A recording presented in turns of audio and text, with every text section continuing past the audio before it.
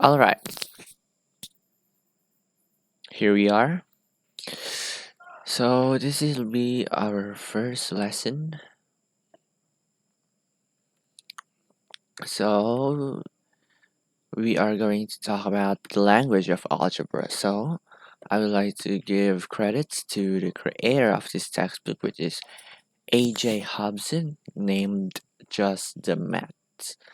So what is algebra? So an algebra is any mathematical system which uses the concept of equality, which is the equal sign. Addition, subtraction, multiplication, and division. That's the mathematical system of algebra. So take note that the algebra of numbers is what we normally call the arithmetic.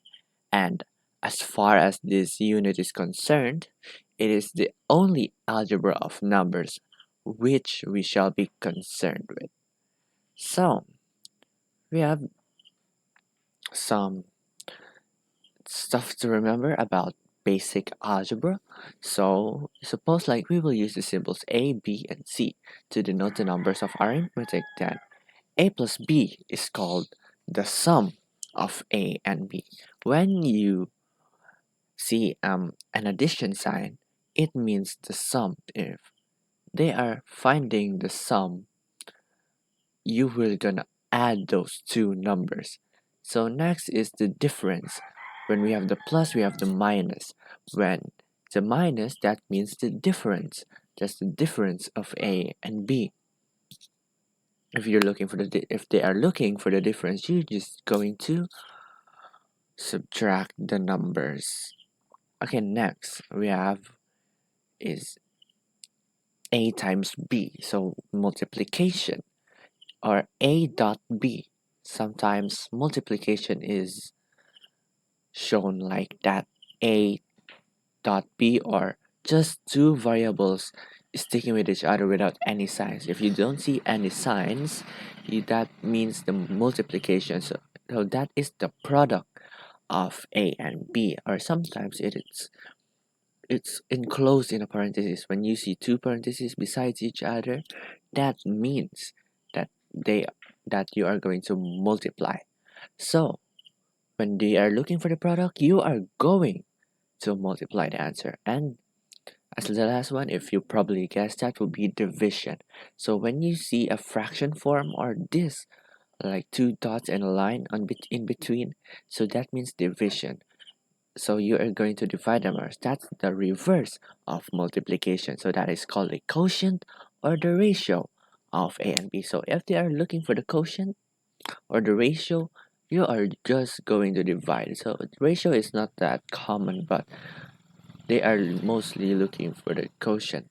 Okay, so we have some notes to take. So A plus A is usually abbreviated to 2A. So when you add two variables, there's like an invisible one beside on them. So that's 1A plus 1A. So 1 plus 1 is 2. So then you're just going to copy the variable. So that will be 2A. Okay. Now, how about A plus A plus A? So what do you think? Yep, that will be 3A. Okay. So when we have um add, we also have the same for times, but they are quite different. So when we are looking for A times A, that will be A squared. So like when you times, that will become an exponent. So an exponent is something on the top. Like for example, 2 squared. So you're just gonna multiply the 2 times by its own number. So that'd be 2 times 2, that'd be 4. Okay. So how about if we have A times A is A squared, what will be A times A times A? If you guess A raised to the 3 or A cubed, you are correct. Okay. So that's how easy algebra is, because when we tell algebra, it's like we're going to do stuff with some variables. Okay.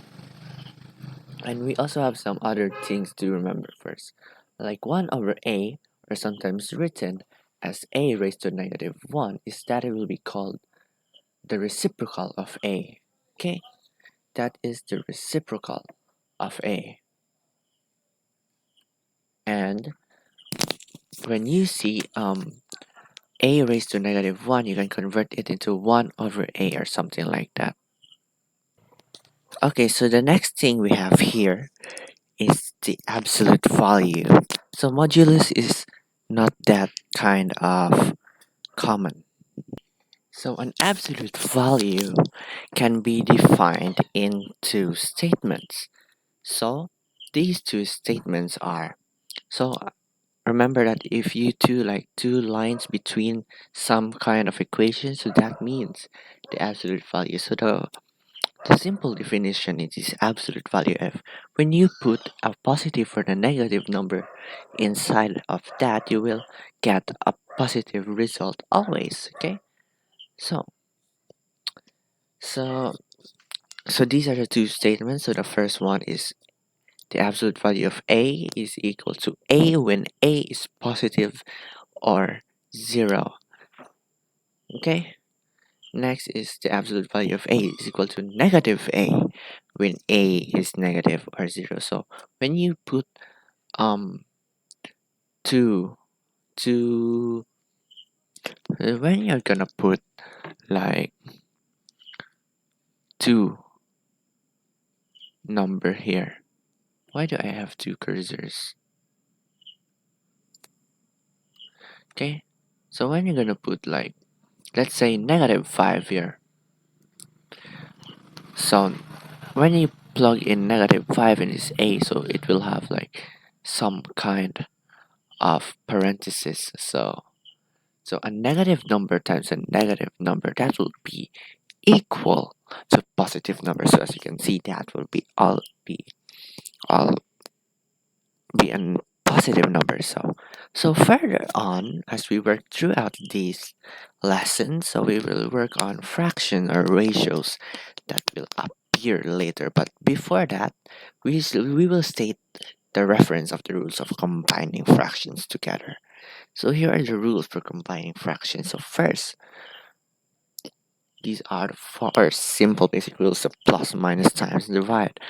So the first rule is here. So a over b plus c over d, that will be ad plus ac over bd. So basically, you just cross multiply them. A and d, multiply them. C and b, you this should be, that one should be C and D. Wait a minute, I'll fix that. I mean C and B rather. Okay, there we go. So we have here B and C, so we cross multiply that, and we will multiply the numbers on the bottom. So B and D. Okay, so then you're just gonna simply multiply then plus, then later on simplify. So the same works for subtraction. As you can see here, a over b minus c over d. So the only difference is the sign just change. Same process, but you're going to subtract it. Okay, so um next is we have multiplication. So this is very straightforward. We're just gonna multiply the numerator. The numerator is on the top of the fraction. Meanwhile, the term for the lower part of the fraction is called the denominator. So you're just simply gonna multiply them like straight like that, like a times c and ac, and you're just gonna simplify it all up, and b times d, that is bd. So we're gonna talk about this soon, but this is just like an overview of our topic. So, and for division is the same as multiplication, but we have to do some a bit of changes. So as you can see, they are divided. So when we divide, we are just gonna make the second the second part to you're just gonna flip it like from C to D, it will become D to C. So we're just gonna flip it, and we do the multiplication like very straightforward. A times D, that would be AD. B times C, that would be BC. So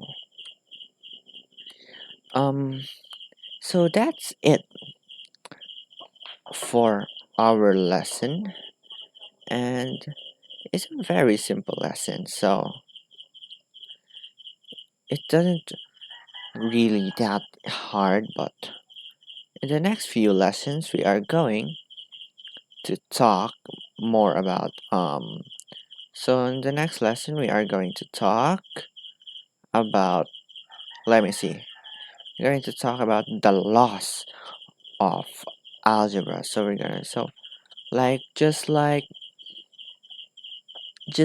in a state they have laws, and in math we have also laws. Like for example, one of the laws here is called the commutative law, whenever you swap an addition or multiplication, it must give you the same answer. So that's like a quick overview about it. So we are gonna talk about them in the next video. So I'll see you next week.